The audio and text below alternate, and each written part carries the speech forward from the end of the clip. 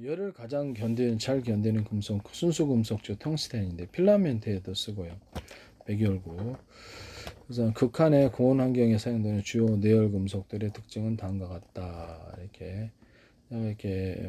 그렇죠. 그 블레이드 같은 데도 오목화놈을 좀 파주면 열이 그 바깥쪽으로 이렇게 흐르게 되는데, 그래서 유리석용 코튼 예사라 유리막 굴러서 제조하거나, 블레이드가 이렇게 회전축이 있잖아요. 그럼 여기다가 약간 이게 여기가 같은 두께면 곤란해요. 같은 두께면 이게 찢어진다는 거죠. 회전력에 의해서. 여기를 두텁게 보강을 좀 이렇게 이쪽을 상대적으로 해서 여기서 두터워가지고 얇은 쪽으로 회전력이 전달되도록 그렇게 기술이 쓰고요. 새의 날개처럼 이게 뼈대를 넣어주는 기술, 가로 세로도 괜찮고 뼈대는 뭐 다양한 형태. 그래서 이렇게 뼈대를 볼록하게 넣어서 전체 무게는 무겁지 않으면서도 이것이 찢어지지 않게 한다는. 찢어질 때 보통 이렇게 이쪽이 찢어질 것으로 보입니다. 이쪽을 좀 두텁게 보강을 한다라는 거죠. 붙어서. 이런 기술에 대해서 기존의 제트 엔진과 틀리게 이걸 하셨으면 제 기술이다. 이거를 이렇게 하신다. 이렇게 두텁게 보강을 뭐 이렇게 회전력이 되면 이 안과 밖을 이렇게 두텁게 잡아주는 형태가 되겠습니다. 이쪽에도 해주고 이쪽에도 두텁게 해주고. 그래서 볼록줄을 만들어 가지고 뼈대를 만들어줘서 금속 만들 때부터 여기서 가운데에다가 좀 더 튼튼한 놈으로 뼈대를 단가 문제가 있으니까 뼈대를 만들어주고, 텅스텐 분말이나 몰리본도 괜찮지만 텅스텐 분말이나 티타늄 분말 같은 것도 괜찮다. 가볍고 고온에서 방성을 유지하는데 두 가지를 섞어도 된다. 뭐 텅스텐이나 티타늄도 괜찮죠. 그래서 이런 것들을 하시면 제 기술이 되겠다. 유리석용 코튼 예사라 유리막을 넣어서 제조한다. 모든 금속 기술에서 스프링강 분말을 넣어줘도 돼요. 하시면 제 기술이 되겠는데, 텅스텐 녹는 점이 3422도, 모든 금속 중 가장 높다. 열에 대한 저항력이 매우 뛰어나 로켓 엔진 우주선 부분 전구 필라멘트 사용합니다. 올리브된 녹는 점 2623도, 텅스텐 다음으로 녹는 점이 높다.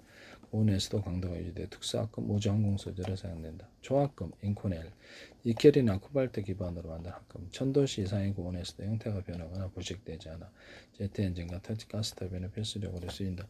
여기를 뼈대를 두텁게 하거나 뼈대를 넣어주는 블록줄이라도 이 기술에도 오목을 파서 이렇게 해서 일반 프로펠러도 되고, 프로펠러 이런 거 선풍기도 되고, 선풍기 같은 경우에다 금속을 좀 분말을 넣어주거나 그 금속 선을 좀 넣어가지고 그거는 선풍기는 오목해도 되거든요. 그렇게 해가지고 금속선을 넣어서 시원하게 하는 만드는 기술을 얘기했는데, 어쨌든 네, 그렇습니다. 그래서 이 가벼우면서도 고온에서 강성을 유지하는 특성이 티타늄, 항공기 우주산업에 널리 쓰인다. 이렇게 초합금 인코넬은 니켈이나 코발트 기반 합금이 1000도씨 이상 고온에서 형태가 변하거나 부식되지 않아 제트 엔진과 가스터빈에 필수적으로 쓰인다. 보통 드론 같은 데는 한번 쓰고 마니까 이걸 쓰겠네요. 여기서 텅스텐이 비싸니까. 저는 그래서 기존에 이런 초합금을 만들더라도 스프링강을 분말을 넣어주거나 텅스텐 이런 분말을 넣어주거나 여기에서 이렇게 티타늄 분말을 섞어서 넣어줄 수도 있다라고 말씀드렸는데, 고온에서 작동을 하는 모든 것, 보일러 통 같은 것도 가능하겠네요. 100도씨밖에 안 끌리는데 보일러통 모든 엔진 구조에 이것이 들어간다. 자, 그러면 이것을 엔진 공에 뭐 배도 이렇게 자동차도 상관이 없겠죠. 열을 잘 견디게끔. 그래서 엔진 구종에는 상관이 없다 이면서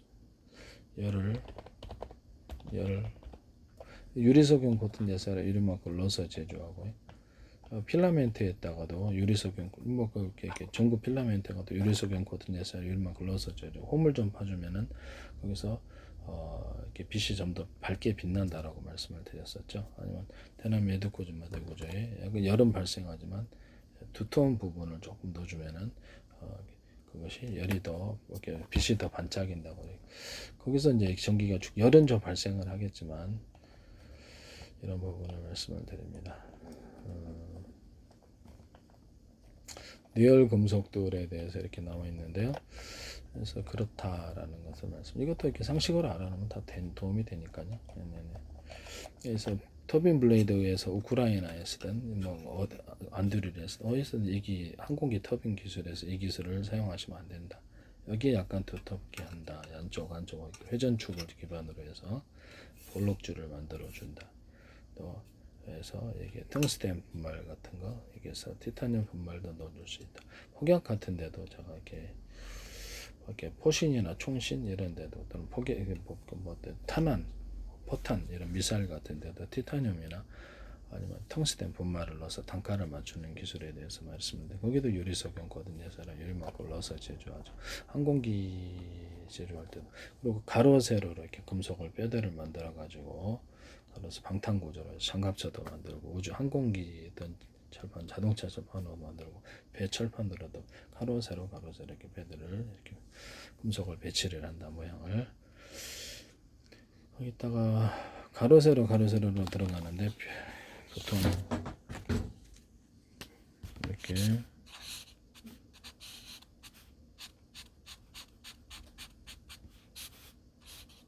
이거를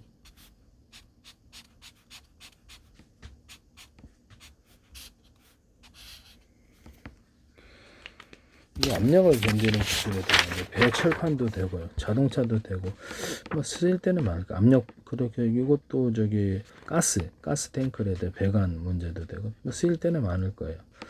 가로 세로 이렇게 들어가 안에가 이제 플라스틱일 수도 있어요. 이게 그때는 용도가 다르게 쓰이겠죠. 방탄 구조로 플라스틱에다가 안에다 강화 플라스틱, 텅스텐 분말 뭐 이런 데 넣어주거나 이렇게 할 수 있거든. 유리석용 코팅 예사랑 유리막을 넣어서 제조하고 매끄러운 코팅을 계속 반복해서 해줘서 열이 미끄러지도록 열이 미끄러지거나 이렇게 마찰열 공기 움직일 때도 비행체 움직일 때 마찰열이 있으니까 미끄러지게 하는 기술을 말씀을 드렸는데 또는 안에서 압축 공기를 내뿜거나 밖에다 압축을 내뿜어서 압을 견디는 기술로 들어간다라고 말씀을 드렸습니다.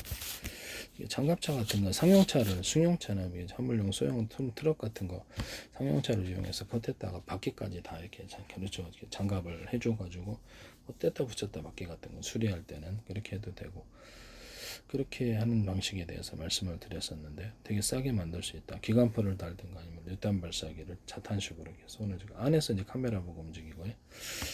그래서 되게 싸게 장갑을 뭐 민수용, 대민용에서 장갑차도 괜찮잖아요. 몇천만 원짜리 장갑차가 나온다는 거죠. 화물차를 이용하니까 몇천만 원은 작은 것부터 시작 큰 것까지 다 전투할 때 너무 가성비 너무 좋잖아요. 이거 하시면 제 기술이 되겠습니다. 유리창 같은 거는 플라스창 방탄 이렇게 플라스창 이런 식으로 해가지고 방탄 구조로도 만들 수 있다. 이것도 하시면 제 기술이 되겠어요. 유리석용 코팅돼서 유리막을 넣어서 제조하고 안에다 필름도 넣어줄 수도 있어요. 네, 필름 방탄 필름을 좀 얘기하죠. 이렇게 필름을 좀 하시면 제 기술이 되겠습니다. 남의 기술을 무단으로 쓰지 마세요.